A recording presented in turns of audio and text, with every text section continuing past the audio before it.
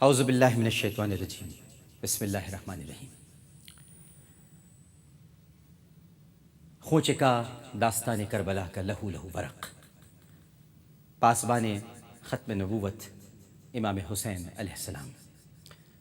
آج ہم دوسرا ورق الٹتے ہیں۔ ناظرین کرام،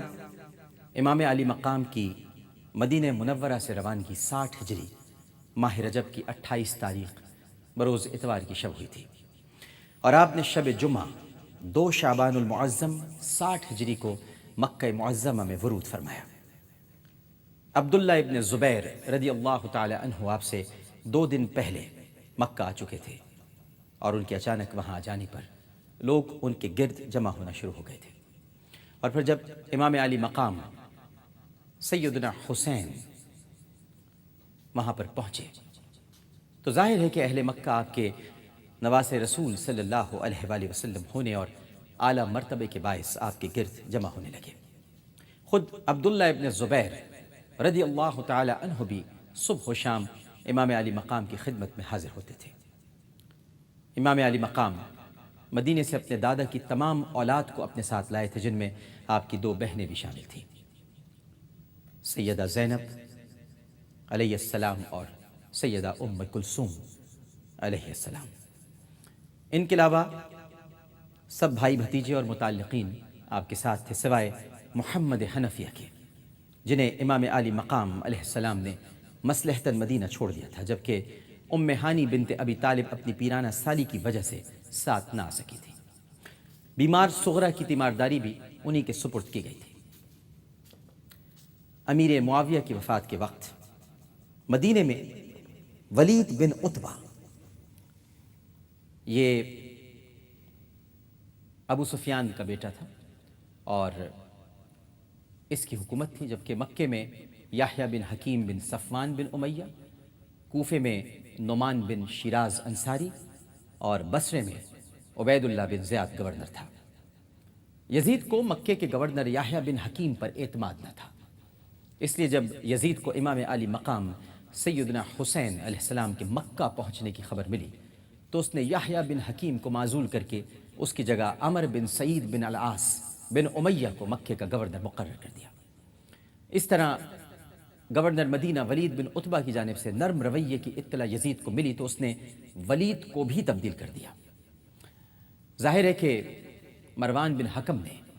ولید بن عتبہ کی رپورٹ یزید کو بھیجی ہوگی، جس کی بنا پر اسے تبدیل کیا گیا، حالانکہ ولید بن عتبہ یزید کا رشتہ دار بھی تھا۔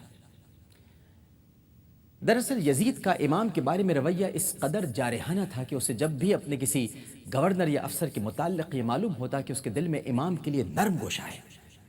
تو وہ اسے تبدیل کر دیتا، اور خصوصی طور پر ایسے لوگوں کی تلاش میں رہتا تھا جنہیں بنی ہاشم اور خاص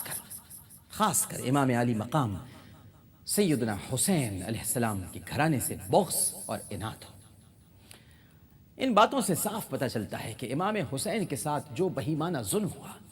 اس کا ذمہ دار براہ راست یزید تھا، کیونکہ اس نے جناب حسین علیہ السلام کے گرد ایسے افسران مقرر کر رکھے تھے جو ان سے شدید دشمنی رکھتے تھے۔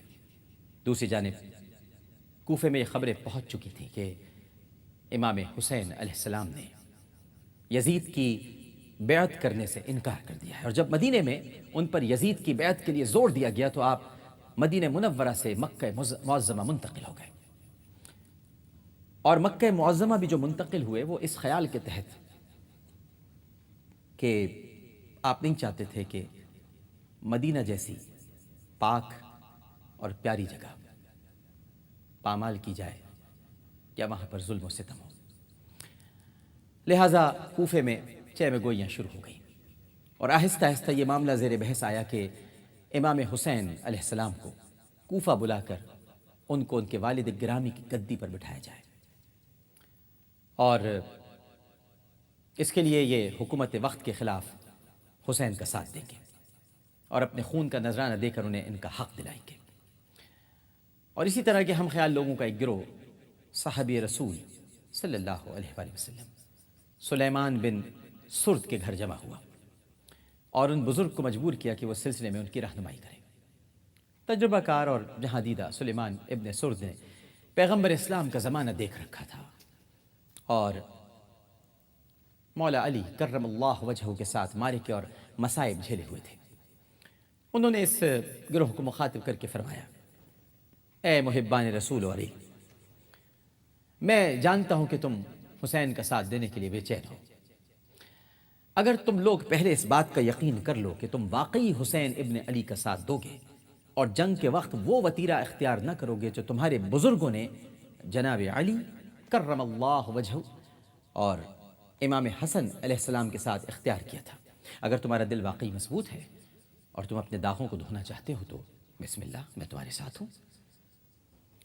امام حسین علیہ السلام کو خط لکھ کر یہاں بلواؤ، لیکن اگر تمہیں سستی یا کمزوری کا ذرا سا بھی اندیشہ ہے تو براہ کرم حسین ابن علی کو فریب دے کر ان کی جان کو خطرے میں ہرگز نہ ڈالنا۔ سلیمان بن سرت بڑے سمجھدار اور عقل مند بزرگ تھے۔ وہ اس مختصر گروہ کو جو صرف ایک مکان کے احاطے میں جمع ہوا تھا اپنی پرجوش تقریر سے یزید کے خلاف ابھارنا نہیں چاہتے تھے، بلکہ ان کے دلوں کو ٹٹولنا چاہتے تھے۔ مجمع نے ایک آواز ہو کر کہا، ہم یقیناً ان کے دشمنوں سے جنگ کریں گے اور اپنی جانوں کو امام حسین علیہ السلام کے قدموں میں نثار کر دیں گے۔ جب سلیمان بن سرت اتمام حجت کر چکے تو انہوں نے امام علی مقام سیدنا حسین علیہ السلام کو مسیب ابن محمد، رفعہ بن شداد اور حبیب بن مرنی کے مشورے سے ایک خط لکھا، بسم اللہ الرحمن الرحیم، السلام علیکم، ہم اللہ کی حمد کرتے ہیں جس کے سوا کوئی معبود نہیں، اما بعد، تمام تعریفیں اس اللہ کے لیے ہیں جس کے سوا کوئی معبود نہیں، بے شک یزید ہمارا امام نہیں، آپ تشریف لائیے تو امید ہے کہ اللہ تعالیٰ آپ کے گرد ہمیں حق پر جمع کر دے گا۔ اس وقت دارالامارت میں نعمان بن بشیر موجود ہے اور ہم جمعے اور عید کو اس کے پاس نہیں جاتے، اگر ہمیں آپ کے آنے کی خبر مل جائے تو ہم اسے نکال کر شام پہنچا دیں گے انشاءاللہ تعالی۔ السلام علیکم ورحمۃ اللہ وبرکاتہ۔ اس خط کو عبداللہ حمدانی اور عبداللہ بن وال کے ذریعے بھیجا گیا، جو 10 رمضان المبارک کو امام حسین علیہ السلام کو موصول ہوا۔ یہ پہلا خط تھا جو کوفیوں کی طرف سے بھیجا گیا تھا۔ پھر 2 راتوں کے بعد انہوں نے دوسری بار 15 خط لکھے اور پھر تیسری بار بے شمار خط لکھ کر امام حسین علیہ السلام سے کوفہ تشریف لانے پر اصرار کیا گیا۔ ان خطوط کے ارسال کرنے والوں میں کچھ اور لوگ بھی پیش تھے، جن میں شیس بن ربی، حجاز بن الحجر، اس کے علاوہ یزید بن الحارث، یزید بن رویم، عمر بن الحجاج الزبیدی اور محمد بن عمیر التمیمی۔ امام حسین علیہ السلام نے ان خطوط پر غور فرمایا۔ لوگوں نے کوفہ جانے کی شدید مخالفت کی اور مکے میں ہی ٹھہرنے کا مشورہ دیا، مگر امام نے فرمایا، ارشاد فرمایا، لوگ یزید کی بیعت پر بضد ہیں، میں اسے تسلیم نہیں کروں گا، اس لیے نہیں کروں گا کیونکہ وہ میرے قتل پر آمادہ ہے۔ مدینہ منورہ ہو یا مکہ مکرمہ، اگر میں کسی سوراخ میں بھی چھپ جاؤں تو وہ مجھے ڈھونڈ نکالیں گے، میرے لیے امن کی جگہ کوئی نہیں، پھر میں مکے کی سرزمین کو اپنے خون سے رنگین کیوں کر دوں؟ میرے لیے یہ بہتر ہے کہ میں مکے سے باہر شہید ہوں۔